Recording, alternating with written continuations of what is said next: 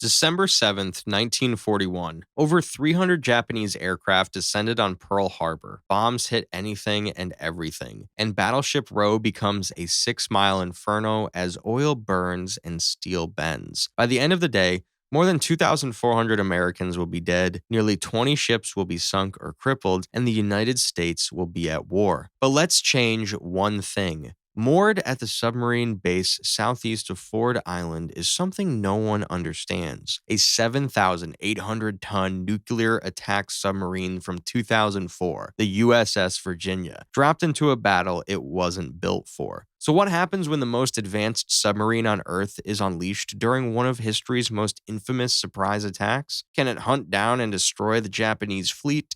Or is it just one submarine against 6 carriers and their escorts? Before we see, I want to thank today's sponsor, World of Warships, who are celebrating the U.S. Navy's 250th anniversary with a massive in-game event. World of Warships is a free-to-play naval strategy game on PC where you can command everything from destroyers and battleships to aircraft carriers, and yes, even submarines. You can play solo or squad up with friends across over 40 maps, complete with dynamic weather and enhanced water effects that make battles feel cinematic. Right now, you can join the Liberty Harbor event where you build, upgrade, and control your own naval base to unlock pieces of U.S. Navy history and earn rewards, including the new Tier 8 Premium Cruiser Bridgeport. If you're new to the game, register using the link in the description and the invite code STEPUP250 to instantly get the American Tier 3 Cruiser St. Louis, 20 days of premium account time, a port slot, a commander, and a pile of resources to get you started. For returning players, rejoin the fight and claim special rewards available only during this event. Tackle Liberty Harbor missions to collect valuable items and dive back in with fresh ships and content.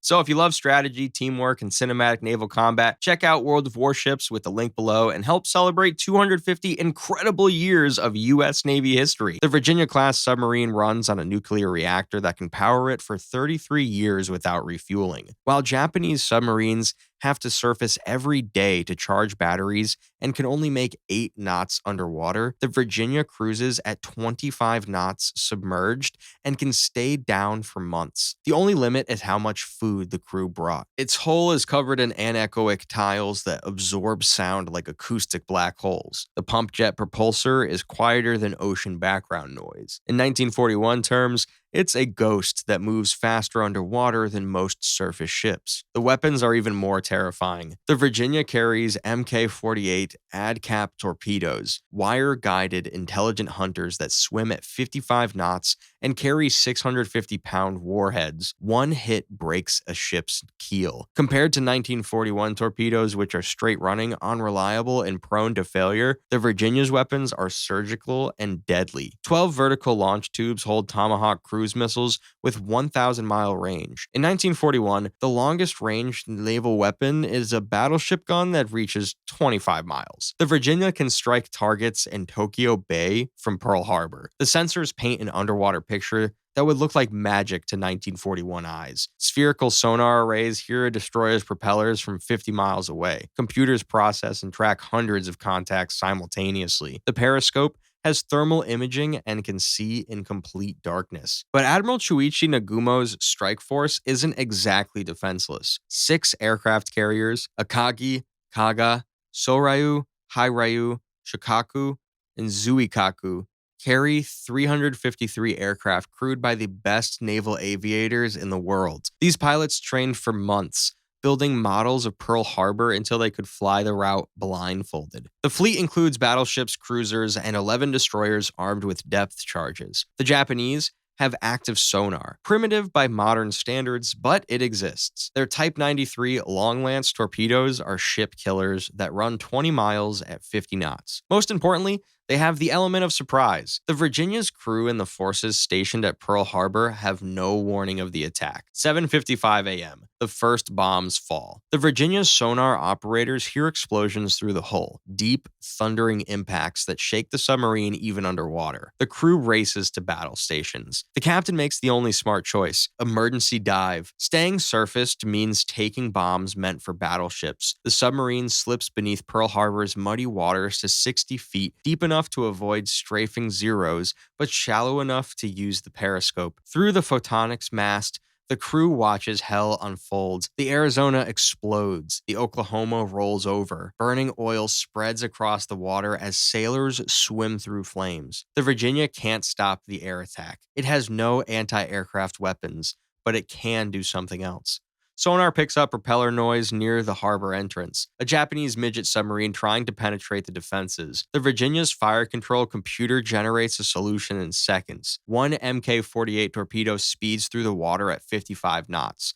The two-man midget sub disintegrates before its crew knows they're under attack. But the real targets are 250 miles north. The captain faces a choice: stay and protect Pearl Harbor from more midget subs, or hunt the carriers that launched this attack. It's not really a choice. At 25 knots submerged, the Virginia races north while Pearl Harbor burns behind them. The Japanese fleet withdraws at 20 knots, confident they've delivered a knockout blow. They have no idea death is following them. The Virginia's sonar tracks the fleet from 30 miles away, dozens of propellers churning in formation, 6 carriers, 2 battleships, and escorts. By sunset on December 7th, the submarine has closed to attack range. The fire control computer assigns targets. The captain chooses maximum psychological impact, sinking the flagships first. 4 torpedoes launch toward Akagi, 2 toward Kaga, 2 towards Soryu. The Mk-48s run deep, programmed to detonate under the keels for maximum damage. At 55 knots,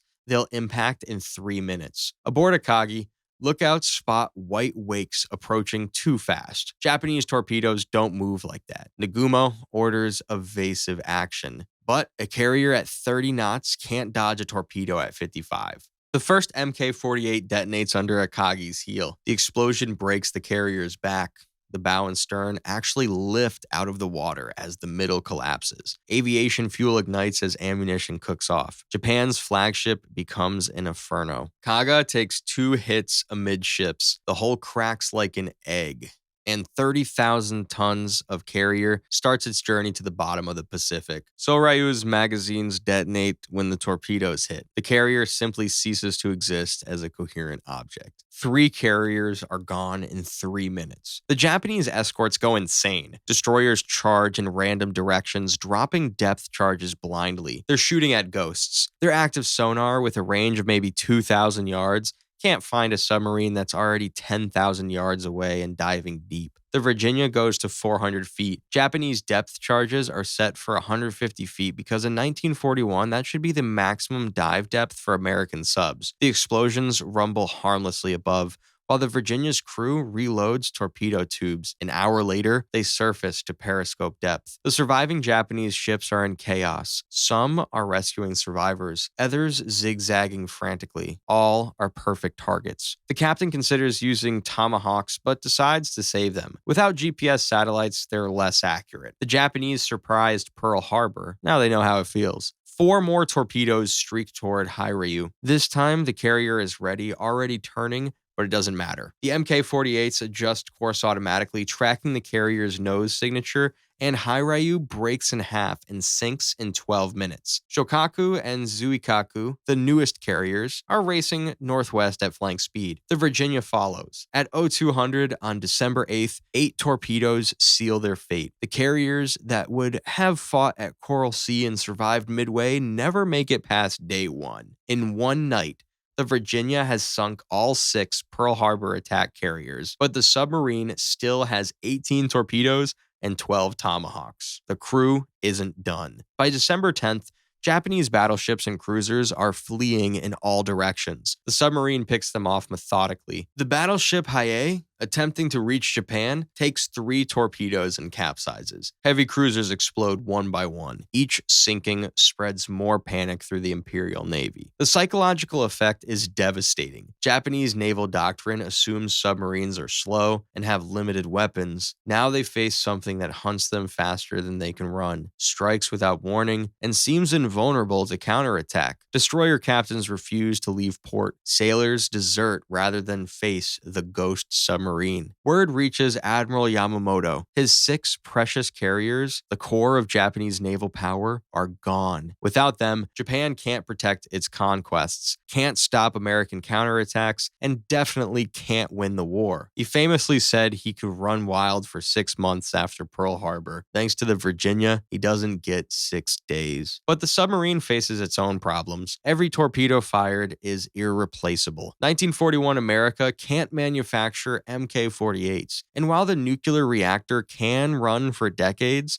sophisticated components will break much sooner in an era that cannot repair them. But it does dominate while it is in the water. Japan would be forced to surrender when American submarines and carriers strangle their defenseless home islands by 1943. The Virginia changes history, but it can't change everything. It has no anti-air to prevent Pearl Harbor's initial casualties, and it can't be everywhere at once. Eventually, its weapons run out and it's grounded by mechanical problems that can't be solved until the next century. But while it rages, one modern submarine does what the entire Pacific Fleet couldn't: avenge Pearl Harbor before the sun sets on the first day of the war. Or what do you think would happen? And if you're curious about what would happen if a modern bomber fought in World War II, check out the video on screen now. Thanks again to World of Warships for sponsoring this video and helping us celebrate the Navy's 250th anniversary. Click the link in the description, use code STEPUP250, and claim your free rewards before the Liberty Harbor event ends. Command your own fleet, build your base, and join millions of captains already battling across the seas in World of Warships. Thanks for watching.